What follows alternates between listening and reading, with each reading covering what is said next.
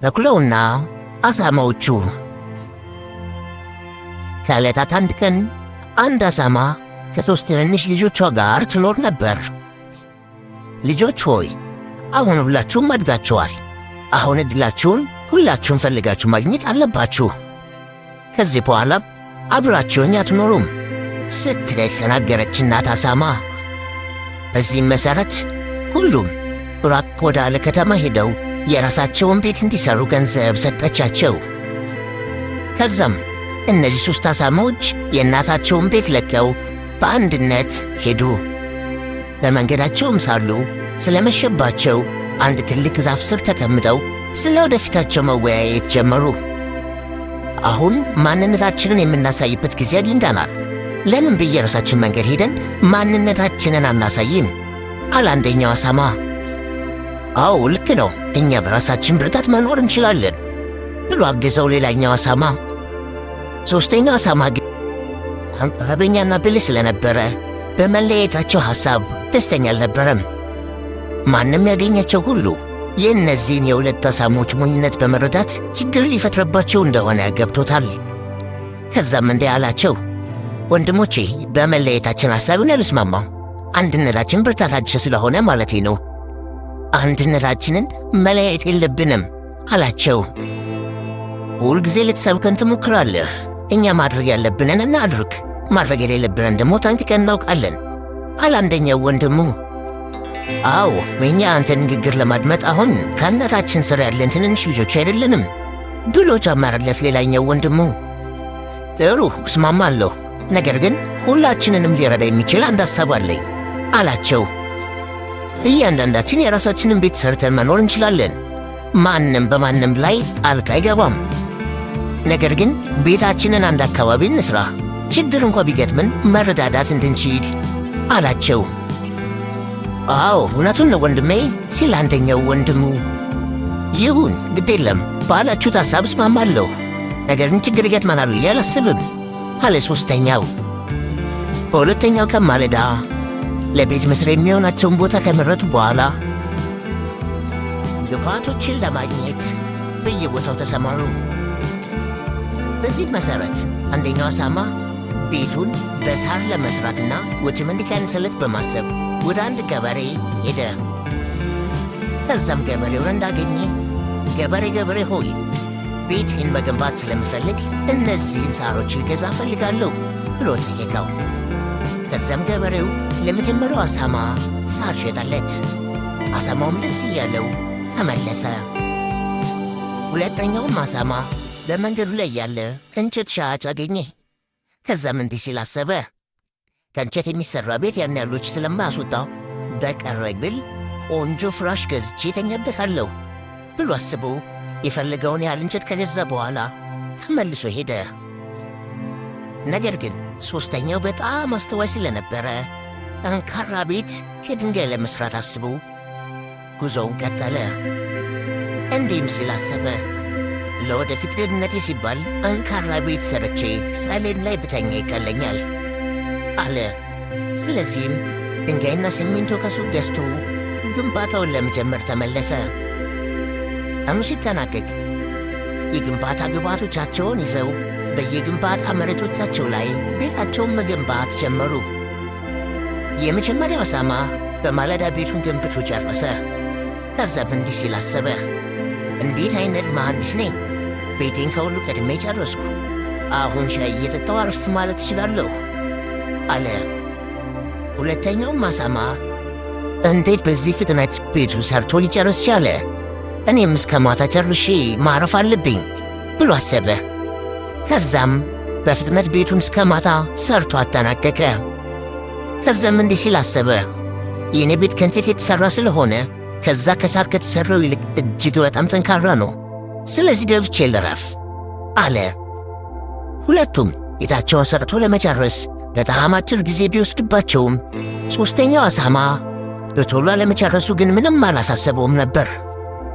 ሁለቱ አሳማዎች በጠዋት ተነስተው ወደ ወንድማቸው ሲሄዱ በግንባታ ላይ መሆኑን ሲያዩ ሳቁበት።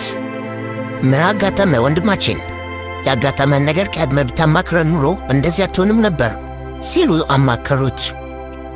ሦስተኛው አሳማም እንዲህ አላቸው፣ እኔ በጣም ጠንካራ ቤት ነው የምሠራው፣ የተለያየ አይነት የአየር ንብረትና ሌሎችንም ችግሮች የሚቋቋም ብሎ መለሰላቸው። አሃ የእኛ ቤት ጥንካሬ የለውም ማለት ነው ሲሉ አሾፉበት። እሱ ግን የእነሱን አስተያየት ችላ ብሎ ቤቱን መሥራቱን ቀጠለ። ድንጋይ በድንጋይ አድርጎ በሳምንት ውስጥ ሰርቶ አጠናቀቀ።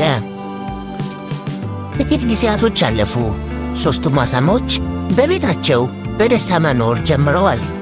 ነገር ግን አንድ ቀን አንድ ተኩላ ሦስቱንም አሳማዎች ስላያቸው ሊበላቸው ወሰነ። ከዛም አንድ ቀን ተኩላው ወደ መጀመሪያው አሳማ ቤት ሄዶ አንኳኳ። ትንሿ አሳማ ክፈትልኝ ልግባ ሲል ጠየቀው። አይሆንም በፍጹም ተኩላ በፍጹም አልከፍትልህም ሲል መለሰለት አሳማው። ተኩላውም እንዲህ አለው፣ ስለዚህ ይህን ቤትህን አበድነዋለሁ፣ ብትንትን አረግልሃለሁ አለው። እኔ ከሁሉ የበለጠ ጠንካራ ቤት አለኝ፣ የፈለግከውን አድርግ ሲል መለሰለት አሳማው።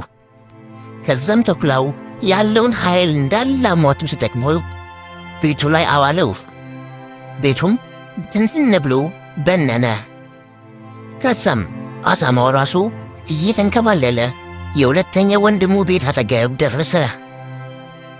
ከዛም ወንድሙ አሳማ እቤቴ ድረስ ምን ትሠራለህ የተንከባለልክ የመጣኸው ሲል ጠይቀው። ቶሎ በሩን ዝጋው አንድ ክፉ ተኩላ በልቶኝ ነበረ ሲል መለሰለት። ከዛም ይሄ ተኩላ ወደ ሁለተኛ ወንድሙ ቤት መጥቶ ያንኳኳ ጀመር። ትንሿ አሳማ ክፈትልኝ ልግባ ሲል ጠየቀው። አይሆንም በፍጹም አይሆንም፣ አታስበው ተኩላ ሲል መለሰለት አሳማው። ስለዚህ ቤትህን አበድነዋለሁ፣ ገለባም አድርግልሃለሁ ሲል ዛተበት ተኩላው። የፈለግከውን አድርግ አለ አሳማው። የፈለግከውን አድርግ፣ እኔ ከሁሉም የበለጠ ጠንካራ ቤት ነው የሠራሁት ሲል መለሰለት። ከዛም ተኩላው ያለውን ኃይል እንዳለ ተጠቅሞ ቤቱን ብትንትን አደረገው። ቤቱም እንዳለ በኖ አየር ላይ ተንሳፈፈ። ከዛም ሁለቱ አሳማዎች ሕይወታቸውን ለማትረፍ እየሮጡ ወደ ሦስተኛው ወንድማቸው ቤት ገቡ። ከዛም ሦስተኛው ወንድማቸው ጠየቀ። ምን ሆናችኋል? ለምንድን ነው የምትሮጡት? ለምንድን የፈራችሁት ሲል ጠየቃቸው። አንድ መጥፎ ተኩላ ሊበላን ነበር፣ ቤታችንን አፈራርቶታል አለ አንደኛው።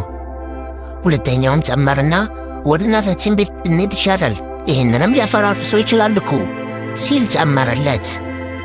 ከዛም ሦስተኛው ወንድማቸው ተዉት ይምጣ፣ ከኔ ቤት ላይ እንኳን አንዷንም ድንጋይ መንቀሳቀስ አይችልም፣ አሳየዋለሁ ሲል አበረታቸው።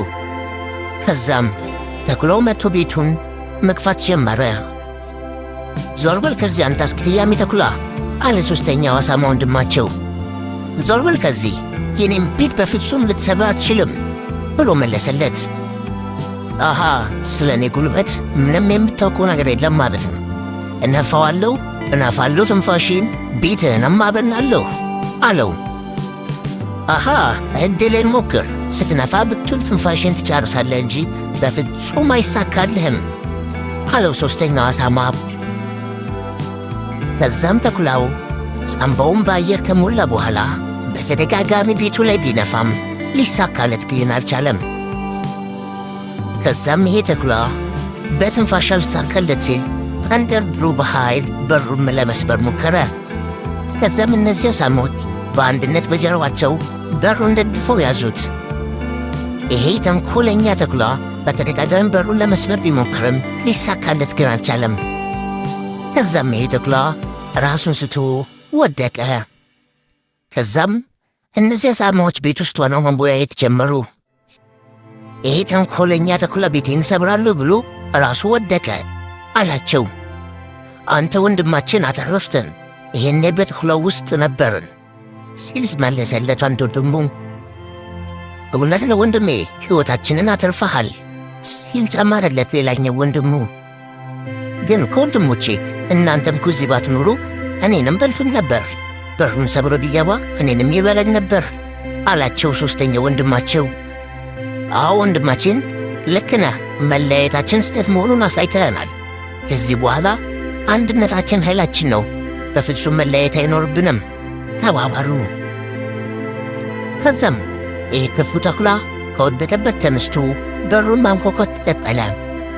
እናንተ ለክፉ 3 ወንድማማቾች ዛሬ እንደሆነ ሳልበላችሁ አላድርም ብሎ ጣሪያ ላይ ወጥቶ በእሳት ማንደጃው በኩል ወደ ውስጥ ለመግባት ወሰነ።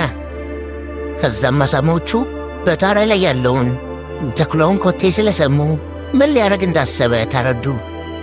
ከዛም 3ኛው አሳማ እሳት ማቀጣጠል ጀመረ።